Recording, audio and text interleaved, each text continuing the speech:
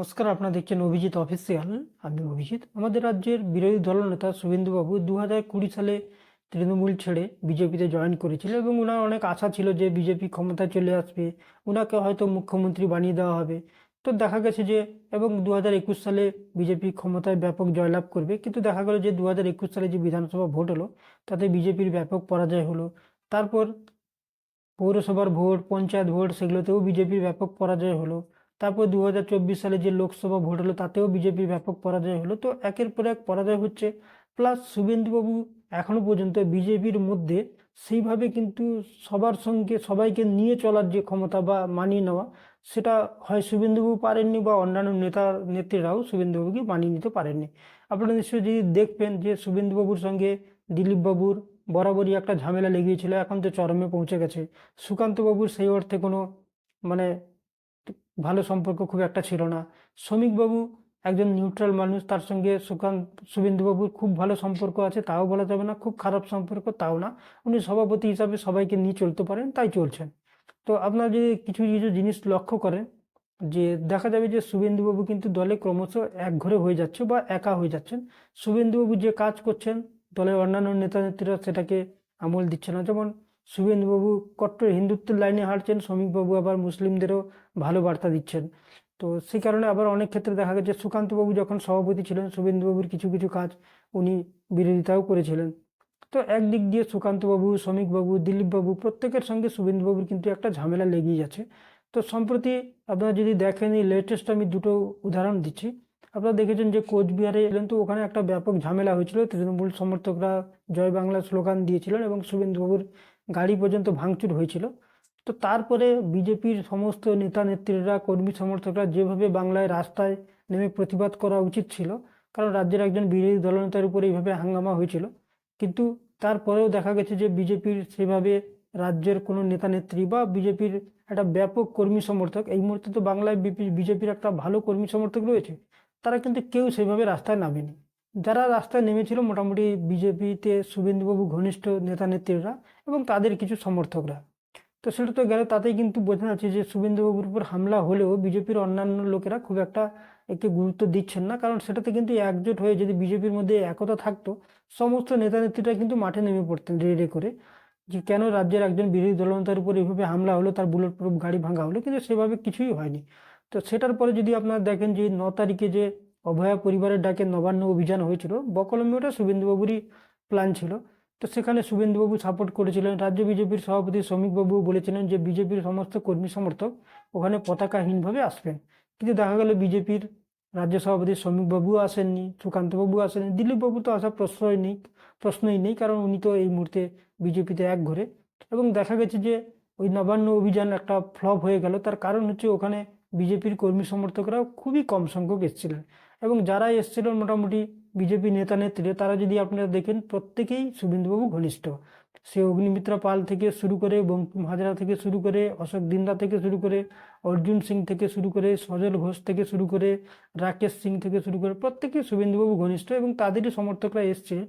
তো ফলে একটা ফ্লপ শো হয়ে গেল। এবং যদি বিজেপির সমস্ত নেতার মধ্যে একতা থাকতো তাহলে কিন্তু এই নবান্ন অভিযানটা ফ্লপ শো হতো না, নিশ্চয়ই একটা বড় আকারের অভিযান হতো। কিন্তু সেটা হলো না, তার কারণ হচ্ছে বিজেপির অন্যান্য নেতারা নেত্রীরা কিন্তু সেভাবে আসেনি। আপনারা নিশ্চয়ই দেখেছেন যে শুভেন্দুবাবু যে এমএলএদের সঙ্গে করে যাচ্ছিলেন, তাতে খুব বেশি 10 থেকে 12 জন এমএলএ ছিলেন, কিন্তু বিজেপির তো এখনো খাতায় কলমে 65 জন এমএলএ, তো বাকি এমএলএরা কোথায়? তারা কিন্তু কেউ আসেননি।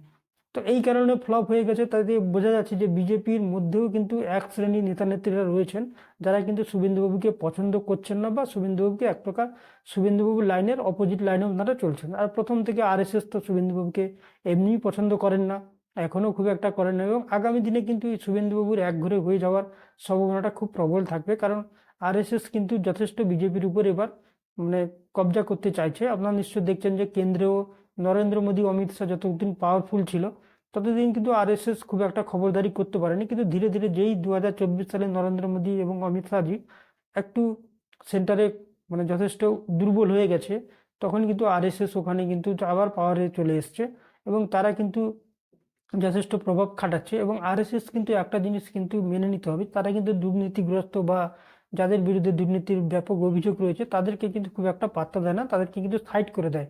কিন্তু দুর্নীতিগ্রস্ত নেতাদের কিন্তু অমিত শাহজি, মোদিজি এরাই কিন্তু আশ্রয় দিয়েছেন, এরাই মোটামুটি দলে নিয়েছেন। আপনারা যদি দেখেন যে মোদি নিশ্চয়ই লক্ষ্য করবেন যে 2014-এর আগে বিজেপিতে কিন্তু খুব একটা বড় দুর্নীতিগ্রস্ত নেতা নেত্রীদের স্থান ছিল না, কারণ আরএসএস এর একটা বড় বিস্তর প্রভাব ছিল। 2014-এর পরে যবে থেকে নরেন্দ্র মোদী এবং অমিত শাহজি পাওয়ারফুল হয়েছেন, আরএসএস এর প্রভাব কমতে শুরু করেছে এবং মোদিজি, অমিত শাহজি বিভিন্ন দুর্নীতিগ্রস্ত নেতা নেত্রীদেরকে হয় বিজেপিতে নিয়েছেন বা তাদেরকে আশ্রয় দিয়েছেন। তার এক্সাম্পল আপনারা যদি দেখেন, একনাথ শিন্দে, অজিত পাওয়ার, যাদের নামে ভুরি ভুরি অভিযোগ রয়েছে, তেমনি আসামের মুখ্যমন্ত্রী হেমন্ত বিশ্ব শর্মা, শুভেন্দু অধিকারী, এদেরকে কিন্তু আরএসএস খুব একটা পছন্দ করে না।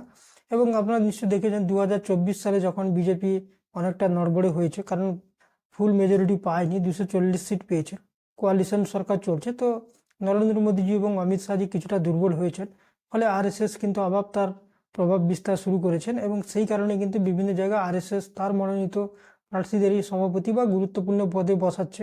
এবং এই ঝামেলার জন্য কিন্তু বিজেপির কেন্দ্রীয় সভাপতি এখনো পর্যন্ত নির্বাচিত হয়নি।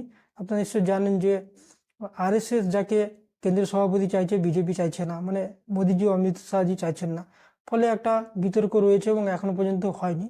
এবং যদি কেন্দ্রীয় সভাপতিও কোনো আরএসএস ঘনিষ্ঠ কেউ হয়, তাহলে কিন্তু একটা জিনিস স্পষ্ট হবে, বিজেপিতে কিন্তু আরএসএস এর একটা প্রভাব বাড়বে এবং আরএসএস এর প্রভাব বাড়ার সঙ্গে সঙ্গে যাদের বিরুদ্ধে দুর্নীতির অভিযোগ রয়েছে, যেমন শুভেন্দু অধিকারী, হেমন্ত বিশ্ব শর্মা, এদের কিন্তু বিজেপিতে কোণঠাসা হয়ে যাওয়ার সম্ভাবনা কিন্তু প্রবল রয়েছে। তো দেখা যাক আগামী দিনে কি হয়। তবে এখন কিন্তু একটা জিনিস স্পষ্ট, বিজেপির মধ্যেও কিন্তু অনেকেই কিন্তু শুভেন্দুবাবুকে পছন্দ করছেন না, বা শুভেন্দুবাবুর মধ্যে, মানে বিজেপি যদি পশ্চিমবঙ্গের কথা বলি, তো এই পশ্চিমবঙ্গ বিজেপির মধ্যেও কিন্তু যে শুভেন্দুবাবুর সঙ্গে অনেকেই একমত নয় বা একসঙ্গে চলতে রাজি নয়, তার কিন্তু স্পষ্ট উদাহরণ পাওয়া গেল এই কোচবিহারের ঘটনা এবং নবান্ন অভিযানের মধ্যে দিয়ে। তো এখনো পর্যন্ত একটা জিনিস দেখা যাচ্ছে যে বিজেপিতে কিন্তু অনেক নেতা নেত্রীরা শুভেন্দুবাবুর পথের পথিক নয়, তারা কিন্তু বা তারা একজোট নয়। তো সেই হিসাবে আমি যেটা বললাম যে শুভেন্দুবাবু হতে পারে আগামী দিনে বিজেপিতে আরো কোণঠাসা এবং আরো একঘরে হয়ে যাওয়ার একটা সম্ভাবনা রয়েছে। তো দেখা যাক আগামী দিনে কি হয়, তার জন্য আমাদের অপেক্ষা করতে হবে। আজকে এই পর্যন্ত। আপনারা ভালো থাকবেন, সুস্থ থাকবেন, ধন্যবাদ।